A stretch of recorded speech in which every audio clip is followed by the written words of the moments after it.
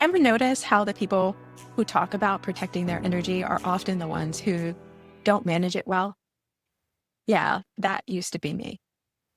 I told myself I was being intentional, discerning, and even wise, but what I was really doing was rationing love, both mine and others. I wasn't protecting my peace, I was preventing connection. There was a time I thought consistency meant pressure. Someone wanted regular time or a plan or communication, and that used to make my chest tighten. It felt like they were trying to own me. So I'd pull away. I'd say I needed space or freedom, but the pressure wasn't coming from them. It was coming from inside me, from fear, from shame, from an old belief that whispered, if you can't show up perfectly, don't show up at all.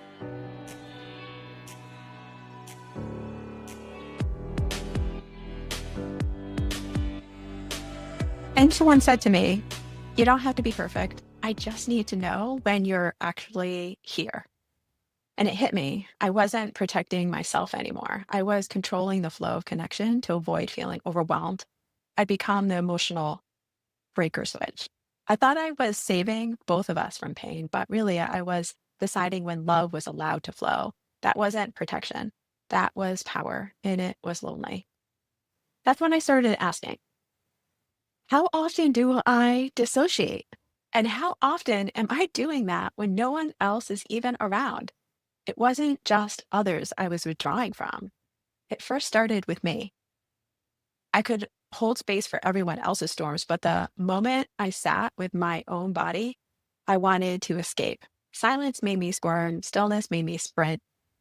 And when I say that, it's not like I couldn't be alone. No, I spent a lot of time withdrawn and alone, but it was a different kind of silence. It was never actually with me long enough to build that safety. So I asked, what would happen if I learned to associate, to connect deeply, and to show vulnerability to myself first? And that's the key word here, vulnerability, and connect deeply. It looked awkward, tender, and strangely brave. I started standing in front of a mirror, nude, not to critique, but to witness. I found one or two things I loved each time. That I made another consistent choice.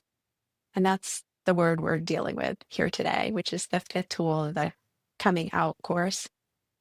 Confidence coming out course is consistency.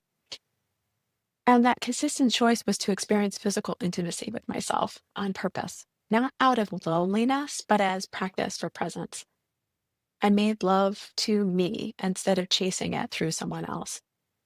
And I say chasing, but my way of chasing was distancing. It felt strange at first, but then freeing. Because before I was distancing myself from my body. What I learned was because my body was actually the gateway to everything I had been trying to control. And every time I ignored rest or pushed past exhaustion, I was teaching my nervous system that depletion was just normal. And the rewards were someone chasing me. No wonder I'd crash after something that was supposed to be fun. Even in love or friendship, I'd go from all in to emotionally absent overnight or in the moment. It wasn't about them, of course. It was about my lack of rhythm with myself. I'm going to say that again. It was about my lack of rhythm with myself. I was the addict, not to people, but to the high of disconnection. I was addicted to disconnection. What I didn't realize was that I was also doing intermittent reinforcement to myself and to others. Every time I withdrew without warning and came back with my all, full of love, charm, or passion, I was creating an addiction loop.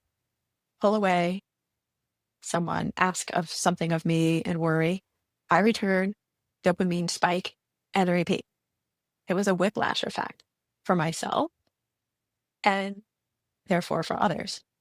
I was teaching people to crave the highs of my return instead of trusting my presence in the moment because they could trust in my consistency to show up for myself and therefore for them by speaking, by knowing ahead of time a little bit more about myself and what my needs are and my time frame and my pacing and my rhythm. Inconsistency became my intimacy, was what I knew. Unpredictability, that feeling of spontaneity, well, was inconsistent and became my form of control. And it kept everyone, including me, emotionally hungry. That's the thing about intermittent reinforcement. It doesn't just addict others, it keeps you addicted to avoidance, to the rush of reunion that never truly satisfies, always keeping people at bay, available. So I built what I now call my care package of consistency. Not a treat after burnout, but a rhythm that keeps me from collapsing in the first place. Of course, this is practice, right? I mean, consistency is practice too. And you'll just learn as time goes on. So what mine was daily body check-ins, mirror time, movement, touch, or music, something that brings me back into the moment, but isn't escapist.